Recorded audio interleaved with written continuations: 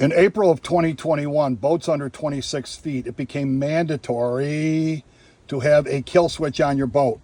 This attaches right to this little spot on my boat where it says run, but this also causes some problems because many people, if they have their kill switch attached and it slightly moves this little toggle, just a little bit, your boat won't start. You'll sit there and crank, crank, crank, crank, and it won't start. So always check if your boat doesn't start right away, check that kill switch. But a safety feature, take along a Hot Shot. These things are maybe about $100.